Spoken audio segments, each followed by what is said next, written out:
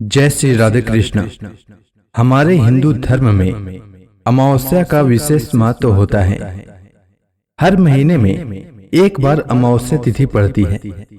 इस दिन पितरों की आत्मा की शांति के लिए तर्पण भी किया जाता है। अमावस्या तिथि पर पवित्र नदियों में स्नान का विशेष महत्व होता है। नदी में स्नान के बाद सूर्य को अर्घ्य देकर पितरों का तर्पण किया जाता है। धार्मिक मान्यताओं के अनुसार अमावस्या के दिन महिलाएं पति की लंबी आयु की कामना के लिए व्रत रखती हैं। आइए सुनते हैं आषाढ़ महीने की अमावस्या की कथा। प्राचीन काल की बात है। एक गरीब ब्राह्मण परिवार था। उस परिवार में पति पत्नी एवं उसकी एक पुत्री भी थी। उनकी पुत्री समय के गुजरने के साथ साथ धीरे धीरे बड़ी होने लगी। उस पुत्री में बढ़ती उम्र के साथ सभी स्त्रियोचित सगुणों का विकास हो रहा था।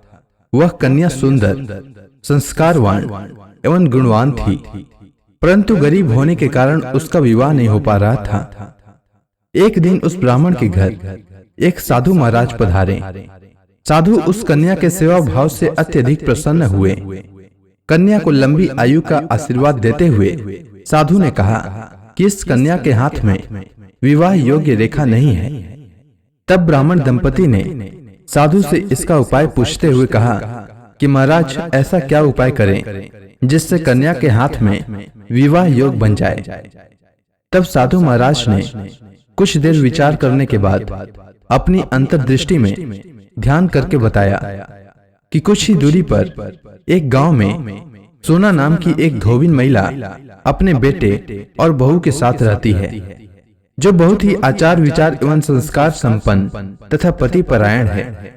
यदि यह सुकन्या उस धोबिन की सेवा करे और वह महिला इसकी शादी में अपने मांग का सिंदूर लगा दे तथा उसके बाद इस कन्या का विवाह हो जाए, तो इस कन्या का वैधव्य योग मिट सकता है। साधु ने यह भी बताया कि वह महिला कहीं बाहर आती जाती नहीं है। यह बात सुनकर ब्राह्मणी ने अपनी बेटी से धोबिन की सेवा करने का प्रस्ताव रखा। अगले दिन से ही कन्या प्रातः काल ही उठकर सोना धोबिन के घर जाकर साफ सफाई एवं अन्य सारे कार्य करके वापस अपने घर आने लगी। एक दिन सोना धोबिन अपनी बहू से पूछती है कि तुम तो सुबह ही उठकर सारे काम कर लेती हो और पता भी नहीं चलता। बहू ने कहा, माँ जी, मैंने तो सोचा कि आप ही सुबह उठकर सारे काम खुद ही खत्म कर लेती हैं। मैं तो देर से उठती हूँ।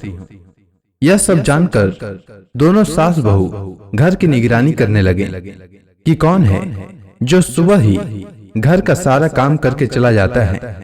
कई दिनों के बाद धोबी ने देखा कि एक कन्या मुंह ढके अंधेरे में घर में आती है और सारे काम करने के बाद चली जाती है।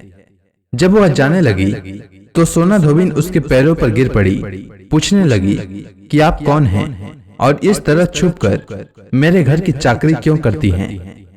तब कन्या ने साधु द्वारा कही गई सारी बात बताई। सोना धोबिन पति परायण थी, अतः उसमें तेज था। वह तैयार हो गई। सोना धोबिन के पति थोड़ा अस्वस्थ थे। उसने अपनी बहू से अपने लौट आने तक घर पर ही रहने को कहा। सोना धोबिन जैसे ही अपने मांग का सिंदूर उस कन्या की मांग में लगाया, सोना धोबिन का पति मर गया। उसे इस बात का पता चल गया। वह घर से नीरा जल ही निकली थी। यह सोचकर कि रास्ते में कहीं पीपल का पेड़ मिलेगा तो उसकी पूजा करके और उसकी परिक्रमा करके उसके बाद जल ग्रहण करेगी। उस दिन अमावस्या थी। उसने पीपल के पेड़ का 108 बार परिक्रमा की और उसके बाद जल ग्रहण किया।